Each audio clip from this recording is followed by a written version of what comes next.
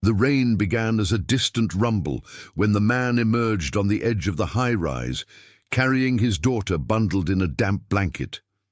There was no apparent urgency in his steps, just that weary stillness of someone who had lived through more long nights than he should have.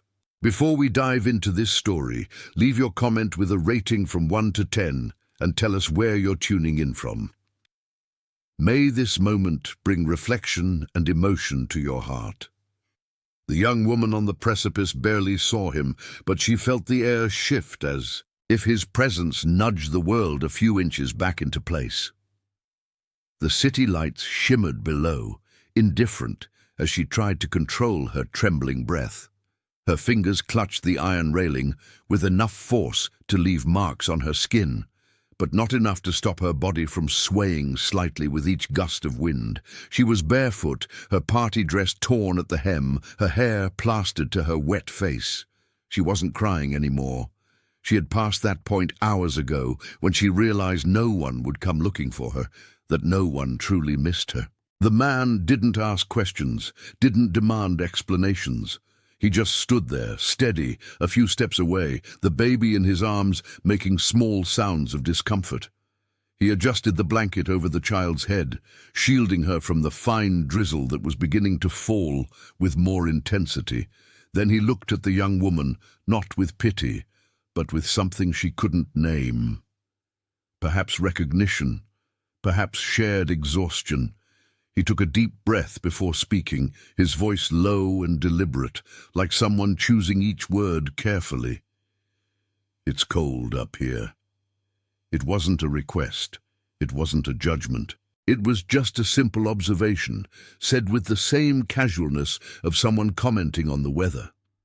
The young woman looked at him for the first time, really looked, and saw a man in his early 30s, in simple, soaked clothes, with deep circles under his eyes, calloused hands holding the child with a tenderness that contrasted with his rough exterior. There was no heroism in him, just a solid presence, like a wall that wouldn't yield. "She has a fever," he continued, gesturing lightly with his chin towards the baby.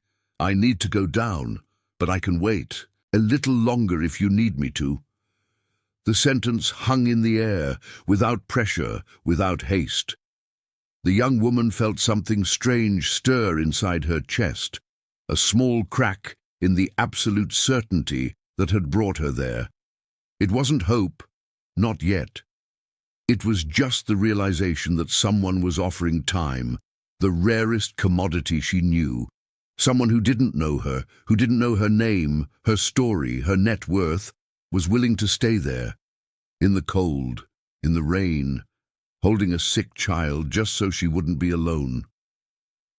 She loosened her fingers from the railing just a little, enough to feel the blood return to circulation. She turned her face to the city below, the lights blurred by the rain, and realized she no longer wanted to look down. She wanted to look forward, or to the side. Any direction that wasn't that inevitable fall she had planned with such certainty hours earlier. "Will she be okay?" she asked, her voice hoarse from so much silence. The man seemed to consider the question seriously, as if she had made a legitimate medical inquiry. "I don't know, but I'm going to try." It was an honest answer, brutally honest, and it was exactly that which made the young woman take the first step back, away from the edge. It wasn't a dramatic movement. There was no sudden revelation or cinematic change of heart. It was just one foot, then the other, and suddenly she was 10 feet from the railing, trembling all over, not knowing what to do with her hands now that they had nothing left to hold. The man waited. He didn't approach, didn't reach out, didn't make any saving gesture. He just stood there letting her choose. And when he realized she wouldn't return to the edge, he turned slowly towards the access door, checking if she was following him. The young woman hesitated, looked one last time at the abyss that had almost claimed her, and then began to walk behind him. They descended in silence. The elevator was broken, so they took the stairs, 17 flights of worn steps and graffitied walls. With each landing, The baby whimpered softly, and the man murmured incomprehensible things to calm her. The young woman watched this with a mixture of fascination and strangeness. She didn't know that kind of care. She had no frame of reference for that form of love, expressed in minimal gestures, in constant adjustments of the blanket, in soft kisses on the child's warm forehead. When they reached the ground floor, the rain was falling hard. The man stopped at the building's entrance, looked at the deserted street, then at the young woman. She was soaked, barefoot, trembling. He sighed, as if making a decision against his own better judgment. "I live 3 blocks from here. You can wait out the rain there if you want." It wasn't charity, it wasn't salvation, it was just a practical offer, said with the same tone as someone offering temporary shelter from a storm. The young woman nodded, because she had nowhere to go, because she had nothing left, because at that moment 3 blocks seemed a possible distance, while the rest of the world seemed unreachable.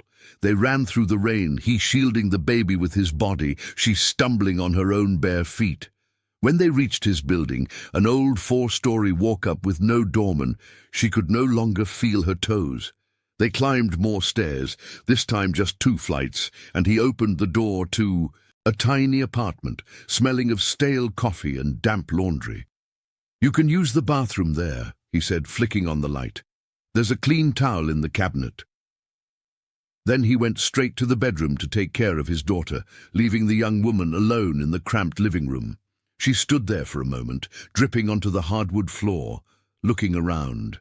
There was no luxury, no excess, just the essentials: an old but clean sofa, a small table with cup rings, a makeshift bookshelf with books and children's toys, a whole life contained in about 400 square feet. She went into the bathroom, closed the door, and for the first time in many hours looked at her own reflection in the foggy mirror. She saw a stranger looking back, a woman she didn't recognize, with swollen eyes, lips purple from the cold, marks on her neck where she had torn off her pearl necklace hours earlier. She started to cry again, but this time it was different. It wasn't despair, it was relief. The strange and painful relief of still being alive, of having crossed through the worst moment and come out the other side, even if she didn't yet know what to do with that survival. When she emerged from the bathroom, wrapped in the largest towel she could find, the man was in the kitchen preparing tea. The baby slept in the makeshift crib he had arranged with pillows and blankets. He didn't comment on the wet clothes on the bathroom floor, didn't ask her name, didn't want to know anything. He just pushed a steaming mug towards her and sat at the small table.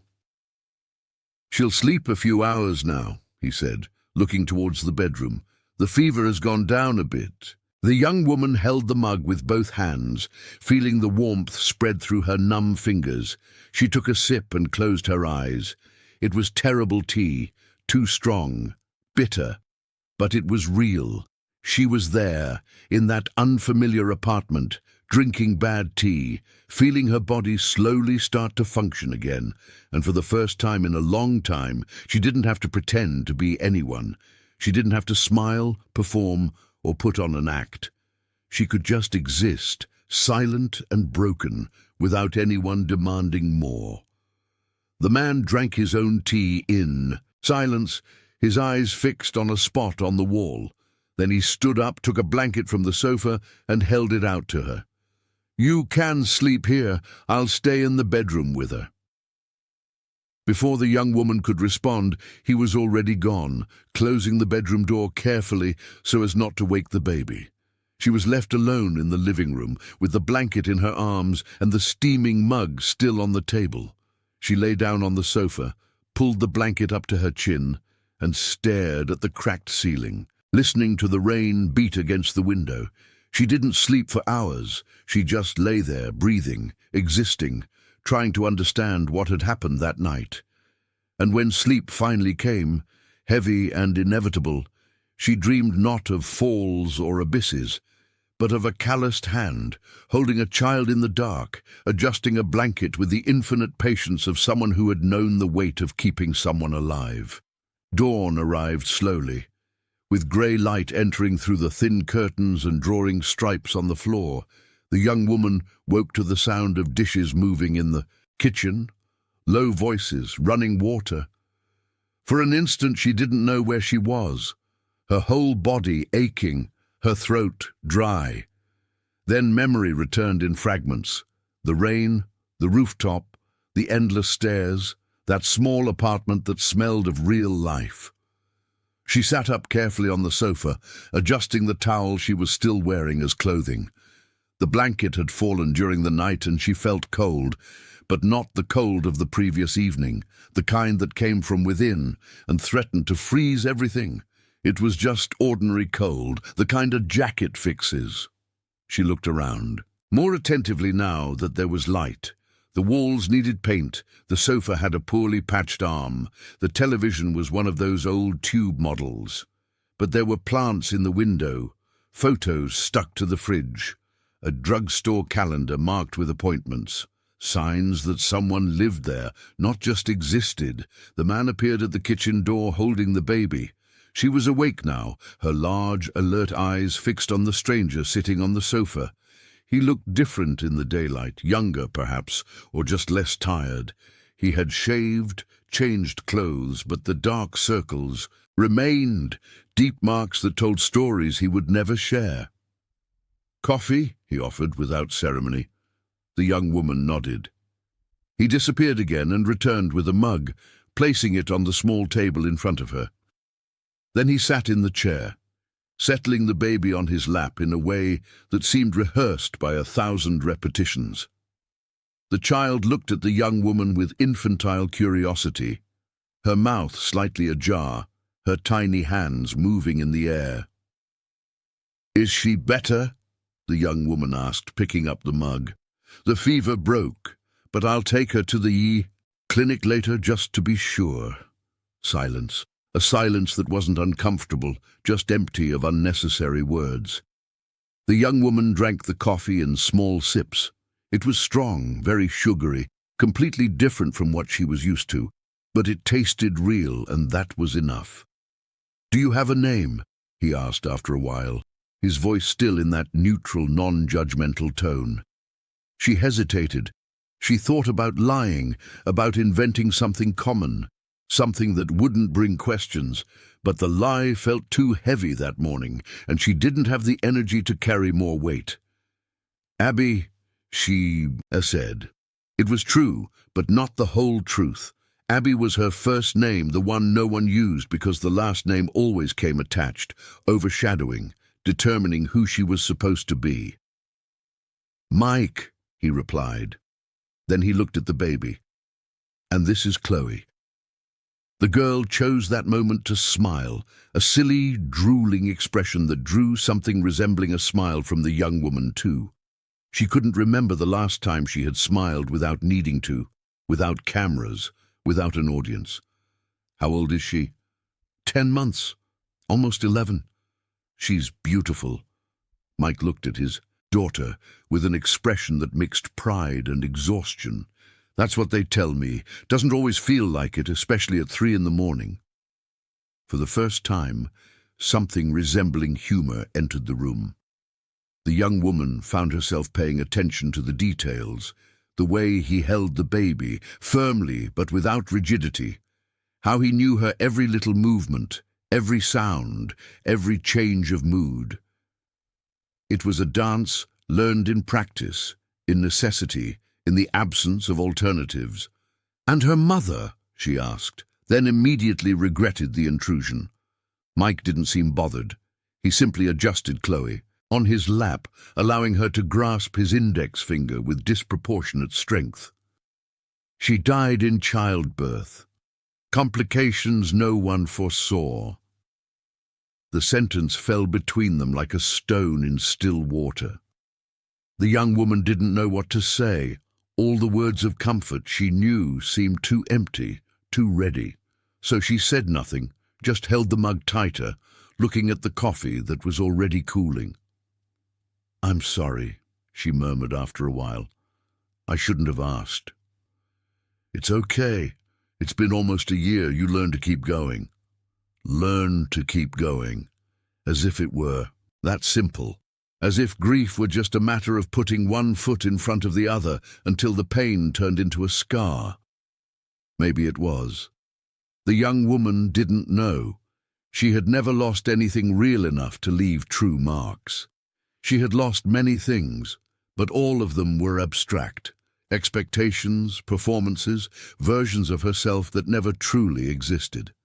"Are you staying?" Mike asked direct, without beating around the bush.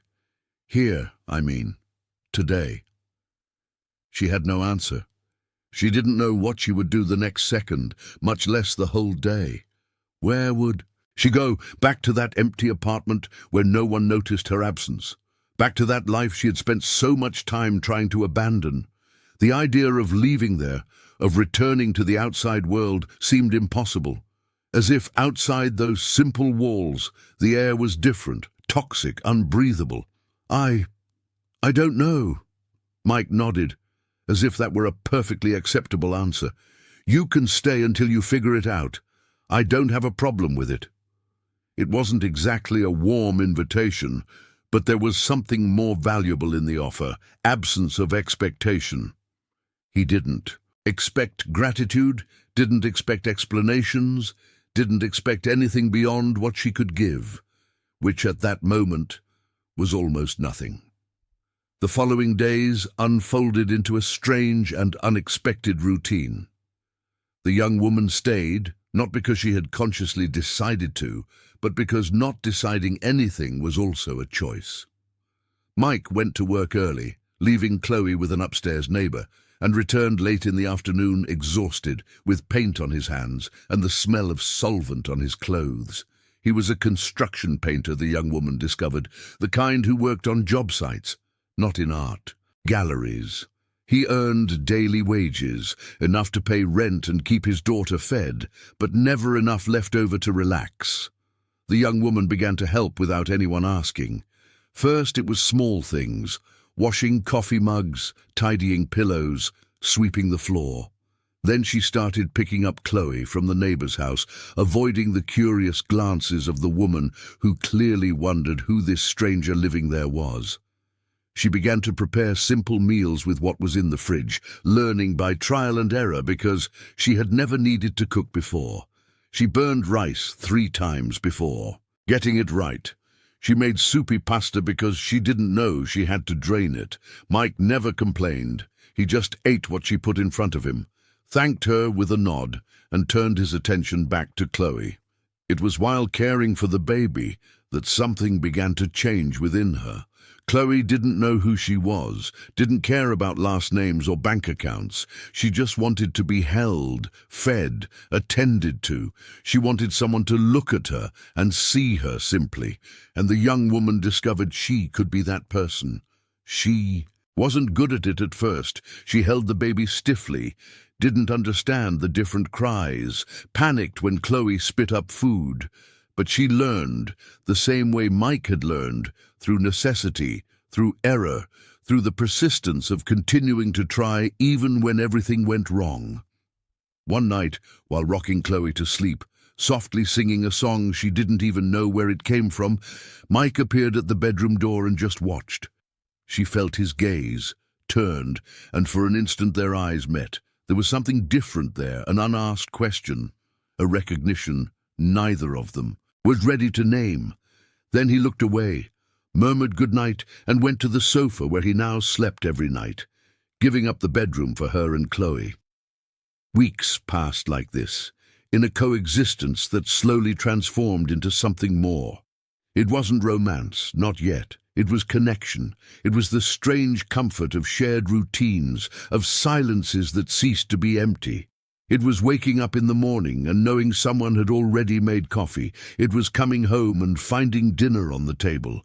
It was sharing the weight of a life neither of them had planned, but which both were learning to sustain. But there were unasked questions hanging in the air. Mike never asked where she came from, why she was on that rooftop, why she hadn't returned yet. And she never offered that information, protecting her secrets as if they were the only thing that still belonged to her. Sometimes he looked at her with contained curiosity, especially when he noticed small details, the way she held her silverware, her upright posture even when relaxed, the way she spoke that sometimes slipped into a vocabulary that didn't quite fit that simple environment. She noticed these moments, felt the weight of the unspoken lies, but couldn't bring herself to confess. Not yet. Because confessing would mean seeing everything change, seeing that quiet acceptance turn into judgment, or worse, into reverence. And she didn't want either. She just wanted to be Abby, the woman who cared for Chloe, who burned dinner, who was slowly learning to exist without needing to perform. But secrets have weight, and the longer they are hidden, the heavier they become. The young woman felt this growing inside her, a constant pressure, a bill that would eventually be due. She just didn't know when, or how, or what the final price of this lie of omission would be that sustained her every day in that borrowed life. The change came slowly, like all important things in that home. It wasn't dramatic. There was no defined moment. It was in the accumulation of small gestures, a hand brushing another when passing a plate, a gaze that lasted 2 seconds longer, the way their bodies began to orbit each other with a new, almost uncomfortable awareness. Chloe had turned 11 months old and seemed to understand that she had two people caring for her now. She reached out her little arms to the young woman with the same naturalness with which she reached out to her father. She laughed when Abby made silly faces. She cried when Abby left her line of sight. It was a simple, childlike complicity, but it created bonds stronger than any verbal contract could. Mike observed these interactions with an expression that mixed gratitude and concern. He was getting used to her presence, to the lightness of not being alone. And that scared him, because none of it had guarantees, nothing had been promised. The young woman could wake up any day and simply leave, go back to wherever she had come from, and he would be there, alone again. But now, with the ghost of how different it had been. She felt it too. She found it increasingly difficult to imagine a life outside those walls. The apartment that once seemed tiny was now the whole world. The routine that once would have been unbearably simple was now comforting. But along with that comfort came guilt, because she knew she was living a charade, occupying a space that didn't belong to her, building something on foundations of lies. It was on a Friday night that everything began to get complicated. Mike had returned early from work. The construction job had been cancelled due to lack of materials. Chloe was already asleep, exhausted after a full day exploring every corner of the apartment, with the inexhaustible energy of someone who had just discovered she could walk alone by holding onto furniture. He found the young woman in the kitchen, preparing dinner, and something about the whole scene, the dim light, the smell of homemade food, the simple domesticity of it all, made something tighten in his chest. "Can I help?" he offered, leaning against the door. "It's almost ready, just need to slice the tomato." He entered, picked up the cutting board and knife, and began to cut beside her. They worked in silence for a few minutes, the sound of the knife hitting the wood, filling the space where words should have been. Then he stopped, looked at her genuinely, and asked the question he had avoided for weeks. "Are you staying?" The young woman stopped what she was doing, her hands suspended over the pot. She didn't need to ask what he meant. She understood perfectly. I don't know. It's okay not to know. I just wanted to understand if I should get used to it or if I should prepare myself." There was a raw vulnerability in those words that made something ache in her. He was opening up, offering honesty in exchange for honesty, and she had no way to reciprocate without destroying everything. "Mike, you don't have to explain now. Just don't disappear without a word, okay? If you're leaving, tell me beforehand. For Chloe. For Chloe. Of course, it was always for Chloe. And it was easier that way, safer, to keep everything in the child's territory, avoiding the dangerous ground of what was growing between the two of them. "I promise," she said, and wished it were true. They ate dinner in a different kind of silence that night, laden with unspoken things. Afterward, as they washed dishes together, their shoulders touched, and neither of them pulled away. They stayed like that for a moment, side by side, feeling each other's warmth through their thin clothes. Then Mike took a step to the side, creating safe distance, and dried his hands with more attention than the task required. "I'm going to take a shower," he murmured, and disappeared, leaving the young woman alone in the kitchen, her heart beating in a way it hadn't in a long time. That night, she couldn't sleep. She lay in the dark of the bedroom, listening to Chloe's soft breathing in the makeshift crib, thinking of all the choices that had brought her there. She thought of the family who hadn't called to check on her, the friends who probably hadn't even noticed her absence, the whole world that kept spinning without needing her for anything, and she thought of Mike, on the other side of that thin wall, probably also sleepless, carrying his own weight of loneliness and responsibility. She wanted to tell the truth. She wanted to shed this weight, be honest, let him decide with all the cards on the table. But she was afraid that the truth would change everything, that he would look at her differently, that he would judge her not for who she was, but for what she represented. And above all, afraid of losing that small, imperfect space, where she had finally begun to feel that she truly existed. The following days brought a new tension. Mike spent more time out, taking extra jobs, avoiding being alone with her for too long. The young woman noticed the deliberate distance, the way he made sure Chloe was always between them, a small but effective barrier. And it hurt, but she understood. It was safer that way, less dangerous for both of them. But Chloe didn't understand safe distances. Chloe wanted both of them at the same time, always. She cried when one left her sight. She laughed more when both were near, and little by little she wove between them a web of mutual dependence that neither of them had planned, but which both were beginning to recognize as essential. It was Mrs. Jenkins, the neighbor, who brought the first real crack. She appeared one afternoon, ostensibly to borrow sugar, but clearly wanting to gossip. She stood in the doorway, analyzing the young woman with sharp eyes that had seen a lot of life. "You look like you're not from around here," she said without preamble. The young woman felt her stomach clench. "Not from around here? From the neighborhood, from this life. It's not a criticism, honey, just an observation. I'm learning. Everyone's always learning something. The question is whether we'll stay long enough to finish the lesson." There was a warning there, veiled but clear. Mrs. Jenkins liked Mike, protected him and Chloe in a maternal way. She didn't want to see them hurt, and she saw, with the clarity of someone who had lived a lot, that something was wrong, something hidden, something that didn't fit. After the neighbor left, the young woman stood on the doorstep, looking at the empty hallway, feeling the weight of the words. She had to tell him. She needed to tell him. But how?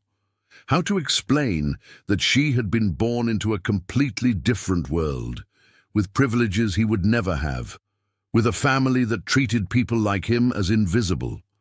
How to say that she had fled all of that, but that it still defined her, still clung to her like a second skin she couldn't shed? That night, after putting Chloe to sleep, she forced herself to go to the living room where Mike was sitting on the sofa, looking at his phone with a tired expression.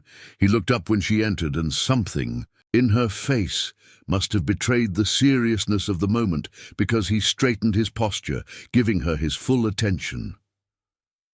"I need to tell you something," she began, her voice trembling. Mike waited. He didn't pressure her, didn't interrupt. He just waited, giving her space to find the words. about where I came from, about who I am. Abby. No, my name isn't just Abby. It's Abigail Brittany Thompson Montgomery. The last name fell between them like a sentence. Mike frowned, processing, then his eyes widened with recognition. Everyone knew that name. The Thompson Montgomerys owned half the city, appeared in magazines, in news reports, in social scandals. They were old money, consolidated power, the kind of family that determined elections and destinies. You're kidding. I wish I was. He placed the mug on the table with excessive care, as if any sudden movement could break something more than just porcelain. He looked at her again, this time really looked, and the young woman saw the exact moment he began to reassemble every detail, the posture, the vocabulary, the small gestures that had never quite fit. Everything made sense now, painful sense. Why didn't you tell me? Because I didn't want to be that here. I didn't want you to see me as them. As who? As what? His voice was controlled, but there was a stiffness in the way he held his body as if he were protecting himself. As someone from another world. As someone who doesn't belong here. But you don't belong here, do you? Was all this what? An experiment? A rebellious phase? You came to live with the poor guy and his baby, to feel better about yourself. The accusation cut deep, but she had expected it. She deserved it. No, I was on that rooftop because I wanted to die. Because in that world you think is so much better than this one, I was nothing. Just a pawn, an object, a pretty thing to be displayed. I ran away, and when you showed up, when you offered me a place to stay, it was the first time in my life someone saw me as a person, not as a last name, as Abby, just Abby. Mike ran his hands over his face, rubbing his eyes as if he could erase the information he had just received. Does your family know where you are? No, I don't think they even noticed I was gone. What do you mean they didn't notice? You disappeared. I disappeared at parties for years, Mike. I'd leave events, go up to hotel rooftops, spend hours alone. No one ever noticed. No one ever cared enough to look. There was raw pain in those words, and he heard it. But his own pain was too great for him to process hers immediately. You lied to me for weeks. I let you into my home, into my daughter's life, and you were lying the whole time. I didn't lie, I just didn't tell you everything. It's the same thing. It's not, because everything I did here, everything I felt was real. I took care of Chloe because I wanted to. I stayed because I needed to. None of that was a lie. But it was built on one. Silence. A silence that physically hurt, that occupied all available space and still overflowed. The young woman felt tears begin to fall, but she didn't try to hide them. She had nothing left to hide.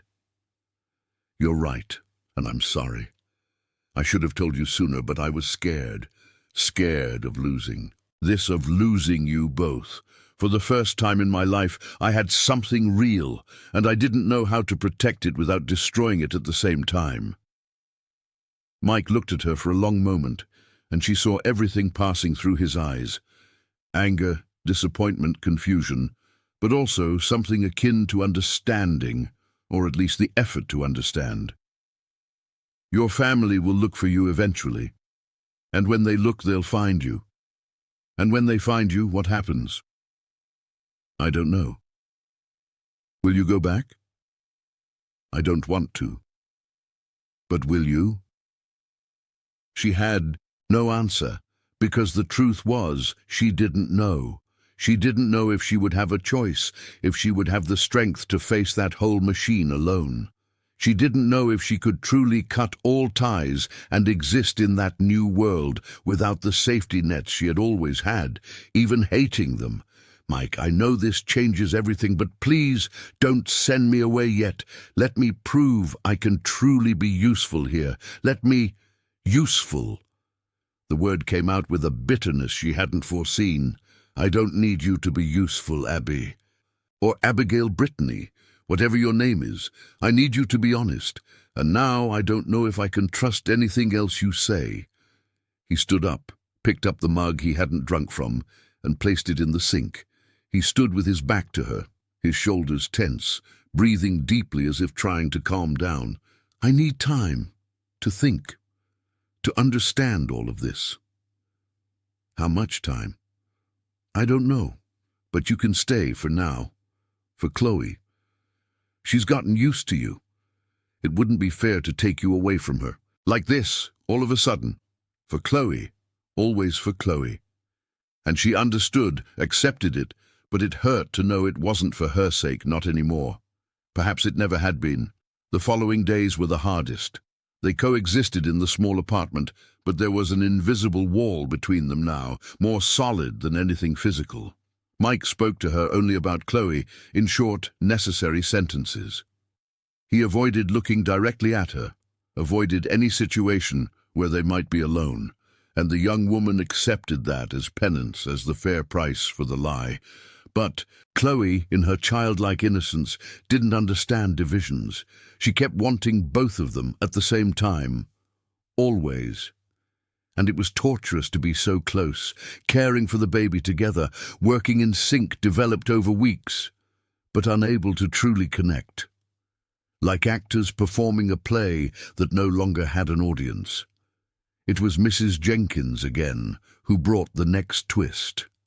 She appeared one Saturday morning, when only the young woman was home with Chloe, with a strange expression on her face.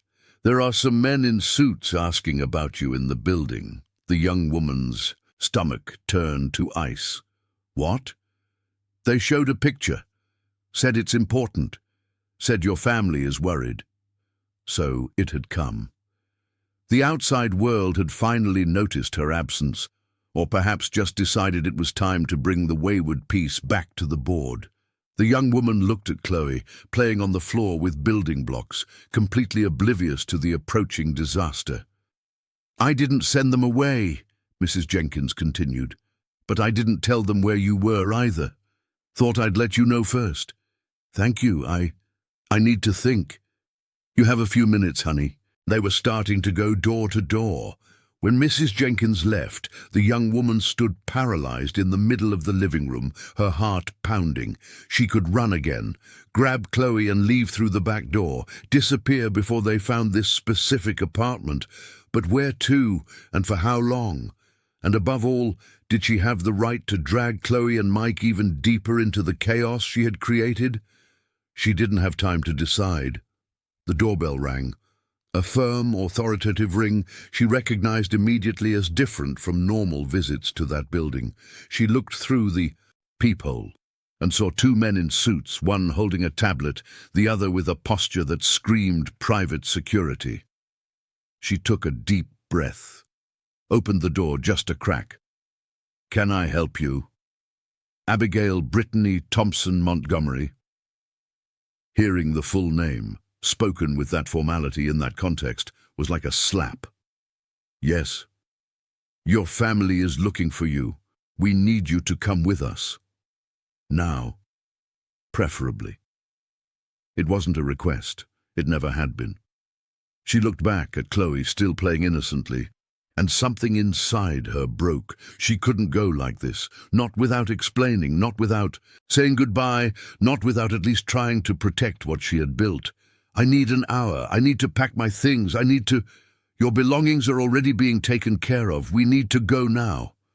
"No." The word came out firm, firmer than she felt. The man with the tablet frowned, clearly unaccustomed to refusals. "Ms. Thompson Montgomery, we don't want to cause a scene, but we have orders." "I said no. I'm not going anywhere until I talk to the child's father. He'll be here in an hour. Wait downstairs or come back later." "We can't."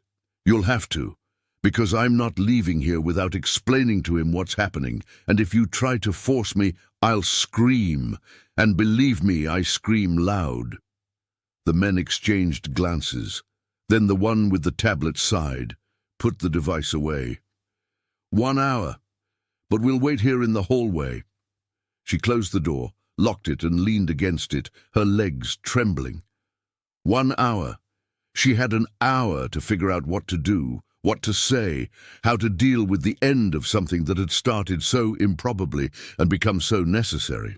1 hour to decide who she wanted to be when that door opened again, and the real world fully invaded that small refuge that had been as temporary as it was precious.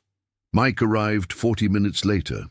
The young woman heard his footsteps climbing the stairs, then the pause when he saw the men in suits in the hallway. She heard muffled voices, an argument starting. Then he knocked on the door, didn't ring the bell, knocked with his knuckles, and she recognized the tension in the way he knocked. She opened it. He entered quickly, closed the door behind him, and looked at her with an expression that mixed anger and something close to fear. "Who are those men?" "My family's security. They came for me." "And you're going?" The question was simple, but it carried all the weight of what had happened between them in recent weeks. The young woman looked at Chloe, who had abandoned her blocks and was now clinging to Mike's leg, happy to see him. "I don't know if I have a choice." "Everyone has a choice. Not when your family has enough money to make choices for you." Mike picked up Chloe as if the gesture could protect her from something. He looked at the door, at the men waiting on the other side, then back at the young woman. "Do you want to go?" "No." "Then don't go. It's not that simple." "Why not? You're an adult. You can decide where you want to be." "Mike, you don't understand. My family, they won't just accept it. They'll make things difficult for me, for you, for everyone around me." She saw the moment he understood the implication. She saw fear pass through his eyes, not for himself but for Chloe, for this fragile life that depended completely on him, and that he would protect against any threat, even against the complication that the young woman's presence now represented. "Then maybe it's better if you go." The words cut deeper than any scream could, because they were spoken with that sad quietness of his, that resignation of someone who had already learned that some battles cannot be won. "Don't say that." "Why? It's the truth. I can't protect you from them. I can't even protect myself, let alone protect you from an entire world that you describe as a prison. All I can do is make sure Chloe is okay. And if your family is capable of making things difficult for her just by being near you—" He didn't finish the sentence. He didn't need to. The young woman understood perfectly. And the most painful part was that he was right. Her presence there had become a risk, not just for her, but for the two only beings who truly mattered. "I'm so sorry," she murmured, tears already falling freely. "For everything. For bringing this to you. For not being strong enough to stay away from them. For—" "Stop!" Mike approached, Chloe still, in his arms, and for the first time in days looked at her without that careful distance. He looked with something that resembled forgiveness, or at least understanding. "You didn't plan any of this. None of us did. These weeks they were good. They were real. And I don't regret it. But reality is knocking at the door now, literally, and we need to deal with it. How? You go with them. You resolve what you need to resolve with your family. And then, if you still want to, if it still makes sense, we'll talk, but not now. Not with all this pressure. It was rational. It was sensible. It was absolutely the right thing to do. And it hurt, as if he were ripping something vital from inside her with his bare hands. "And Chloe? Chloe will be fine. She'll miss you, but she'll be fine. Kids are resilient. And you?" He didn't answer immediately. He adjusted Chloe in his arms, kissed the top of her head, then finally met the young woman's eyes. "I'll be fine too, eventually." The knock on the door came firm, impatient. The men had run out of patience. The young woman looked at Mike, Then at Chloe, trying to memorize that moment, that scene, that feeling of belonging to something real. Then she forced herself to move. She picked up the small purse she had used that first night, still in the corner of the living room where she had dropped it weeks ago. There was nothing else there that was truly hers. Everything that mattered, the simple clothes, the shared moments, the version of herself she had discovered, all of that would have to stay. When she opened the door, the men entered without asking permission, assessing the environment with trained eyes. One of them made an almost imperceptible grimace at seeing the small apartment, the simple furniture. The young woman felt anger rise, a protective anger for that space that had been more home than any mansion ever was. "I'm ready," she said, her voice firmer than she felt. But before leaving, she turned one last time. Mike was standing in the middle of the living room, holding Chloe, both watching her with expressions she would never forget. She wanted to say something, anything, but all the words seemed insufficient, too small to carry the weight of what she felt, so she just waved, a small, final gesture. Chloe waved back, imitating the movement with her chubby little hand, not understanding it was a goodbye, and Mike didn't move, didn't wave, just stood there, solid as ever, letting her go without making it harder than it already was. The descent was a blur, the armored car waiting in the street, the curious glances of the neighbors, the violent contrast between that worn building and the luxury vehicle. She got into the back seat, the men positioned themselves in front, and before she could fully process what was happening, they were already moving, taking her back to the world she had fled. The family estate seemed larger than she remembered, or perhaps she had shrunk after weeks living in small spaces where every inch had a purpose. Her father was waiting in the hall, and the sight of him brought back years of complicated dynamics. The powerful man, always in control, always knowing exactly what to say to make someone feel small without needing to yell. "Abigail Brittany, how wonderful to have you back." There was no joy in his voice. There was control, perhaps relief that a potential public relations problem had been resolved, but no genuine joy.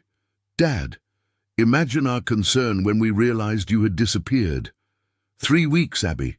3 weeks without a word. You didn't even notice in the first week." The comment slipped out before she could control herself, and she saw the flash of anger in his eyes before the mask of civility returned. "We won't make a scene. You're back, you're safe, and that's what matters. Your room is as always. I suggest you take a shower, change, and then we'll talk about where you've been and with whom." The way he said "with whom" made it clear they already knew. Of course they knew. They had the resources to discover anything, track any movement. They probably had photos, reports, everything documented and archived. Her private life had never truly been private. "I was safe. You were in a dangerous neighborhood living with a stranger. Don't talk to me about safety. He's not a stranger, and that neighborhood has more humanity than this entire house." "Abigail Brittany. It's Abby, just Abby. I'm tired of carrying the weight of all these names." Her father sighed, that tired sigh of someone dealing with a stubborn child, and that irritated her more than any yell. "Go to your room, rest. Tomorrow we'll talk more calmly." It wasn't a request. It never was. And she was too tired to fight at that moment, so she obeyed. Climbing the wide stairs towards the room that used to be hers, every step felt wrong, as if she were walking in the opposite direction of what she wanted. The room was exactly as she had left it. Huge bed, closet full of expensive clothes, marble bathroom, view of the meticulously maintained garden. It was beautiful, it was comfortable, it was everything money could buy, and it was absolutely empty. She sat on the edge of the bed, still wearing the simple clothes she had borrowed from Mike weeks ago, and looked around that space that should be hers, but seemed to belong to a completely different person, a person she no longer wanted to be, a person she perhaps had never truly been. She picked up the phone the security guards had returned, still off since that night on the rooftop. She turned it on. Dozens of notifications started appearing, but she ignored them all. She opened the keyboard, started to type a message to Mike, then deleted it. Tried again, deleted again. What could she say? That she missed him? That those weeks had meant everything? That she didn't know how to exist in this world again after having tasted something real? In the end, she sent nothing, because words weren't enough, and because part of her suspected he wouldn't want to hear from her anyway. She had seen it in his face when she left, the door closing, not with anger, but with acceptance. The painful acceptance that some worlds are not meant to mix, no matter how much you want them to. She lay down on the perfect bed, pulled the expensive duvet up and tried to sleep. But the silence was wrong. There was no baby crying, no sound of Mike moving in the small apartment, no feeling of life happening around her. There was just the opulent emptiness of a place where everything worked perfectly, but nothing truly mattered. And as she lay there, staring at the too-high ceiling, she realized she had left more than an apartment. She had left the only version of herself she had ever managed to love. And recovering that, if it was even possible, would require more courage than running away ever did. The first few days back were the hardest. The young woman moved through the mansion like a ghost, present but not truly there. She attended formal dinners, participated in meetings her father insisted on scheduling, wore the clothes that reappeared in her closet, but it was a performance, and for the first time she clearly perceived the difference between acting and living. Her father wanted answers. He wanted to understand the phase she had gone through, as he insisted on calling it. He wanted assurances that she wouldn't do it again, that she would return to the role that had always been designed for her. And she gave him the answers he wanted to hear because it was easier than fighting, because she didn't yet have the strength for the real confrontation she knew was inevitable. But something had irreversibly changed. She looked at the waste around her, expensive food thrown away, clothes worn once and forgotten, employees treated like furniture, and felt a physical nausea. She saw the superficiality of the conversations, the way everything revolved around maintaining appearances, social, standing, who had more influence. And she could no longer pretend that it mattered. It was her older sister, Brittany, who noticed first. She appeared in Abby's room one afternoon, closed the door, and sat on the bed with an expression that mixed curiosity and genuine concern. "You're different. I'm tired." "No, it's more than that. You're present, truly. I've never seen you like this before." The young woman looked at her sister, this woman who had grown up beside her, but who had always seemed like a stranger. Brittany had followed the script perfectly, the convenient marriage, the decorative career in some charity foundation, the children produced at the right time. It was the model everyone expected Abby to follow, too. "I met people, real people. And we're not real?" The question wasn't defensive. It was genuine, as if Brittany was also beginning to question her own foundations. "You are real, but this life isn't. Not for me, not anymore. The man you were with, is it serious?" Abby thought of Mike, of Chloe, of that cramped apartment that had been more home in weeks than that mansion in entire years. It was. And him. He let me go, because it was the right thing to do. Brittany was quiet for a moment, processing. Then she sighed, a tired sound that carried its own weight of resignation. "Dad's going to try to marry you off to Senator Harrison's son. He's been planning it for weeks." Abby's stomach churned. "No." "It'll be hard to refuse. The alliance is important for his business." "I don't care about his business." "I know, but he does, and he'll put pressure on you, a lot of pressure." "Then I'll leave again." "Where to? To that apartment?" "Do you think they'll leave him alone this Time. They already have a complete dossier on the guy. They know where he works, how much he earns, everything about him. If you go back, they'll make his life impossible. Maybe even use his daughter against him. Custody issues, competence issues. You know how these things work. Abby felt anger rise, hot and uncontrollable. They wouldn't dare. They dare anything to maintain control. You know that. And she knew. She had grown up seeing it. Seeing her father destroy the careers of people who challenged him, using influence and money as weapons. Going back to Mike now would be putting him directly in the line of fire, and she couldn't do that to him, couldn't be selfish enough to drag him and Chloe into a war that wasn't theirs. Brittany touched her shoulder, a rare gesture of affection between the two. Find another way out, Abby. One that doesn't put him at risk, but also don't sacrifice who you've become. This new you, she's worth more than the old one. After her sister left, Abby sat for hours thinking. She had to find real autonomy, not just flee from one prison to another. She had to build something of her own, something that couldn't be taken or controlled. And that would require time, planning, courage of a different kind than what led her to that rooftop. She started small. She sought an independent attorney, someone who had no connections to the family. She began to understand her own rights, her own inheritance from her deceased mother that her father controlled, but which was legally hers. She discovered that she could create financial independence, but that would require a long and exhausting legal battle. Meanwhile, she began to study. She picked up books on business management, on social enterprise, on ways to use resources to make a real difference. She was no longer interested in performative charity. She wanted true impact. She wanted to build something that mattered. And every night, before falling asleep, she looked at her phone, at Mike's number that she had saved but never called. She wanted to know how he was, how Chloe was, if they had missed her. But she didn't call, because she still had nothing to offer but complications, and he deserved more than that. Meanwhile, a few miles away, Mike was dealing with his own process.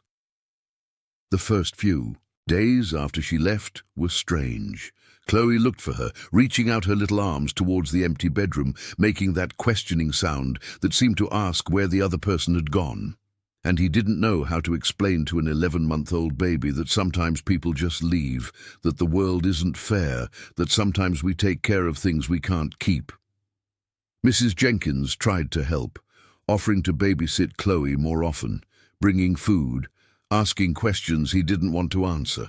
And little by little he returned to the old routine, the one he had before Abby. Appeared work, Chloe, exhaustion, repeat. It was functional. It was survival.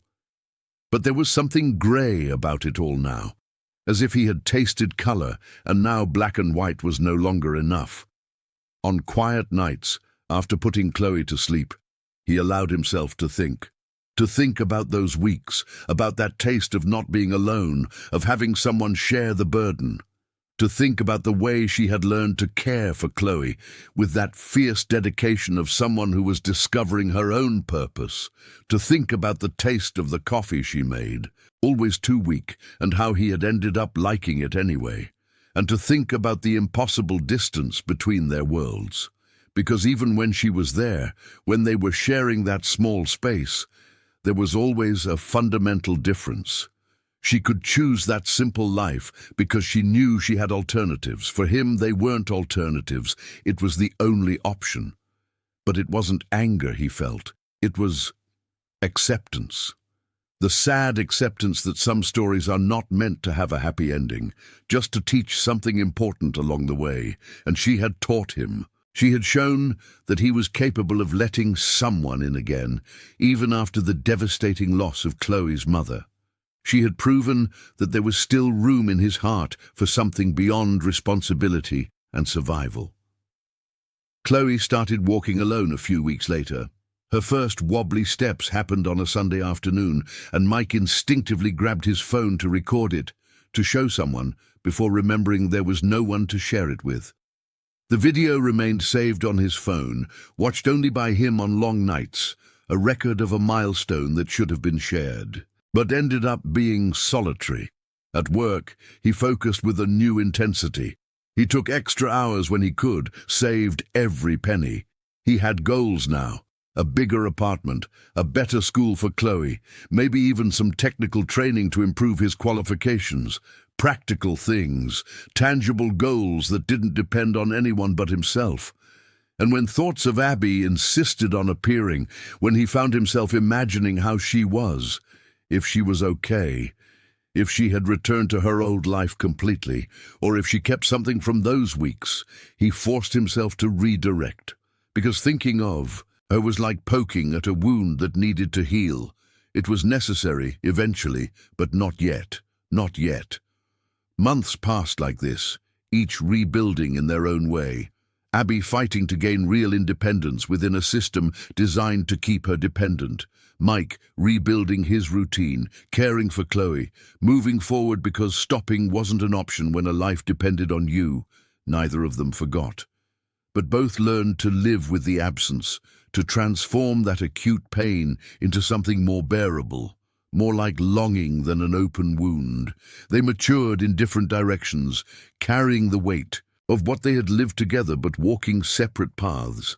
And perhaps that was what needed to happen, because sometimes love isn't about being together, it's about becoming who you need to be, even if that growth needs to happen separately, even if it hurts. Even if longing is a constant companion on very long nights where silence screams everything that cannot be said.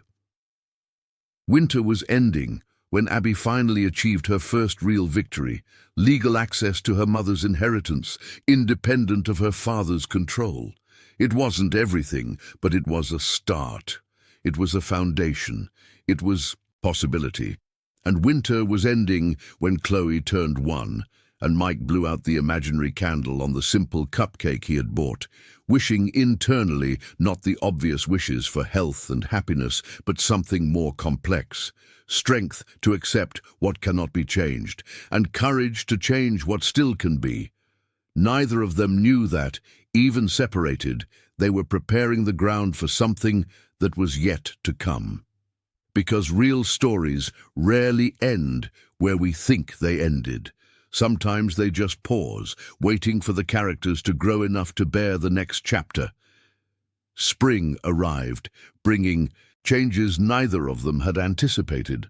For Abby, it came in the form of a concrete proposal, an international non-profit looking for someone to manage an affordable housing project overseas.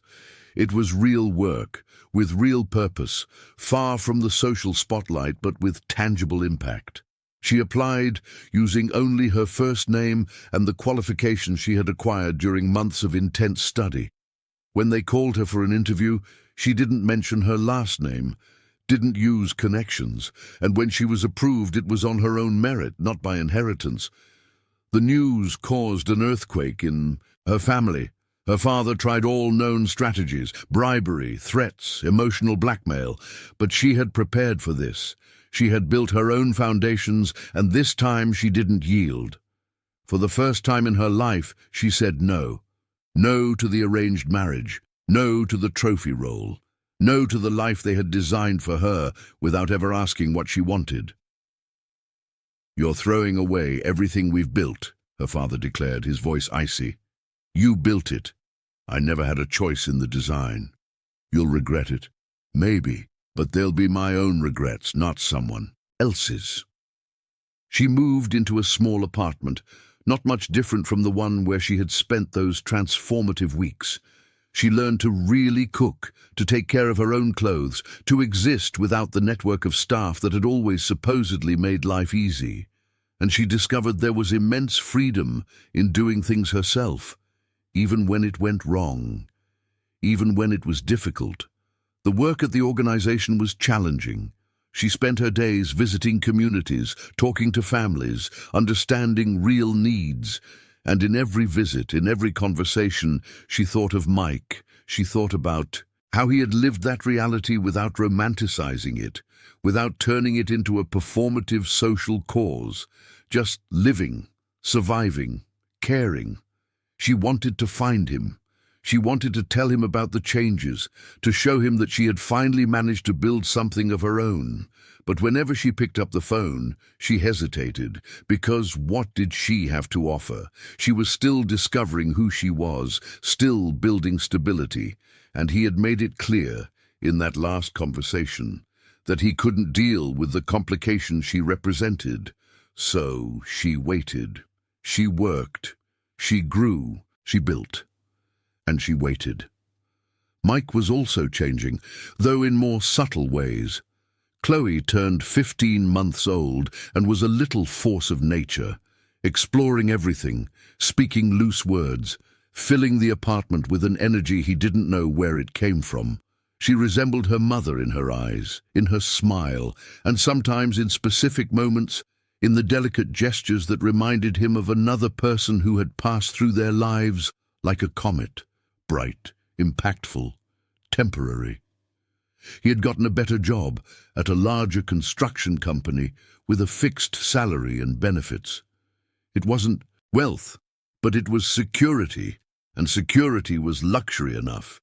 He managed to move to a slightly larger apartment with a real bedroom for Chloe, a kitchen where more than one person could fit. These were small but significant progresses, each marking a greater distance from that night. He had found a young woman on the rooftop and offered bad coffee and comfortable silence. Mrs. Jenkins had become something like an honorary grandmother to Chloe. She cared for the girl when Mike needed her, told stories, made soups. One afternoon, while having coffee in her kitchen, the old woman looked at him with that wisdom of someone who had lived a lot. "Have you ever thought about looking for her?" Mike almost choked. They had never talked about Abby directly since she left. It wouldn't be good for anyone. Why not? Because our lives are too different. She came here running, but that's her world, and this is mine. There's no way to mix them without someone getting hurt. Or maybe you're both already hurt, precisely because you're not trying. He didn't answer, because she was right, and he knew it, but knowing didn't make things simpler. There was still the fear of not being enough, of her eventually realizing that real, everyday life, without the adrenaline of escape, was too tedious for someone who had grown up with so much. But at night, when Chloe was asleep and the apartment became too silent, he found himself thinking about what she might be doing, if she had managed to find her way, if she sometimes thought about them too. And sometimes, on the toughest nights, he allowed himself to imagine a different future, one where she returned, not running but choosing, one where they built something together, not based on despair or necessity, but on real, conscious choice. They were fantasies, he knew, but they were comfortable fantasies. It was on a rainy Saturday, 7 months after they parted, that chance decided to intervene. Mike was at the grocery store with Chloe in the cart, doing his weekly shopping, when he heard a voice he recognized immediately, even after all that time. She was 2 aisles ahead, talking on the phone about construction schedules, delivery deadlines. She wore simple clothes, jeans and a t-shirt, her hair pulled back in a practical ponytail. There was no elaborate makeup, no expensive jewelry. She looked like herself. Or perhaps the version of herself that had begun to exist in those weeks in his apartment. Chloe saw her first, and with the surprising memory of small children, she began to shout, "Abby! Abby!" reaching out her little arms towards her. Abby turned at the sound of her name, and when her eyes met Mike's, the whole world seemed to stop for a second. She put her phone away without ending the call, without looking away, without breathing. They stood like that for a moment that seemed both eternal and very short.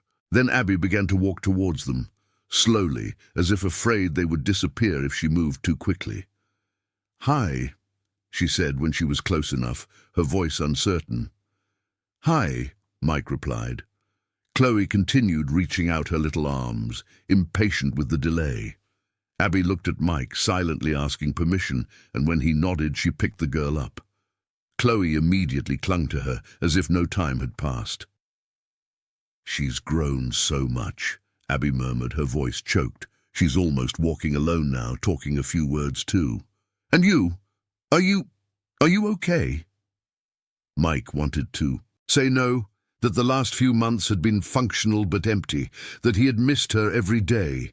But it wasn't fair to put that on her. Not there. Not like that. "I'm getting by. And you?" Abby briefly told him about her work, about her apartment, about her distance from her family, and as she spoke, Mike saw the transformation. She was no longer that broken person on the rooftop, nor the frightened fugitive who had taken shelter in his home. She was someone new, more solid, more present. "I wanted to call," she confessed, "but I didn't know if you'd want to hear from me." I would have answered. "Even after everything. Especially after everything." Chloe was tickling Abby's neck, laughing with that contagious, childlike way. And looking at the two of them together again, Mike felt something settle in his chest. It wasn't closure, it was opening, it was possibility. "Do you have time for coffee?" he heard himself asking before he could stop himself. "There's a bakery cafe nearby. Their coffee is better than mine." Abby laughed, and it was like hearing music after months of silence. "I'd love to." They went together, the three of them, walking slowly through the fine rain that began to fall, and along the way, without planning, their hands touched. They didn't hold hands, not yet. They just touched, a gentle acknowledgement that something was still there, something that had survived distance and time and all the practical reasons why it shouldn't have. At the bakery cafe, while Chloe played with a toy Abby had in her purse and they drank coffee that wasn't as bad as it used to be, they talked for real. About fears, about growth, about the difficult choices each of them had made, about how sometimes people need to separate to discover who they truly are, to have something real to offer when they meet again. "I'm not going to promise it'll be easy," Mike said, looking at her over his mug. "Our lives are still very different. I know, but maybe different doesn't mean impossible. Maybe it just means more complicated." "Are you ready for complicated?" Abby looked at Chloe, then at him, and for the first time in a long time felt absolute certainty about something. "I think I always have been. I just needed to figure out how to be strong enough to deal with the consequences of my choices. And now you are. I'm trying every day." Mike smiled, and it was a genuine smile, one that reached his eyes for the first time in months. "I'll take trying." They didn't stay long. They didn't make grand promises or definitive plans. They just exchanged updated numbers, agreed to see each other again, this time with clear intent, without hiding, without running. And when they said goodbye on the sidewalk, with Chloe waving from her stroller, there was a lightness in the air that hadn't existed before. The lightness of open possibilities, of unwritten futures, of choices that could still be made. Abby returned to her apartment, but for the first time in months, she didn't feel alone. She turned on her computer, continued working on the project, but with a different energy. Because now there was something beyond work. There was hope. Not the silly, romantic hope that everything would magically resolve itself, but the mature hope that difficult things can be worth it when they are built on true foundations. Mike arrived home with Chloe, bathed her, prepared dinner, followed the usual routine. But there was a smile he couldn't completely erase, and when Chloe was asleep and he was alone in the living room, he didn't feel that weight of loneliness that had become a constant companion. He felt quietness, good quietness, full of possibility, because stories don't end when people separate, and they don't begin when they meet. Stories are built in the spaces between, in the choices we make alone that eventually lead us back to each other. in the silent transformations that make us capable of bearing the weight of real, not fantastical love.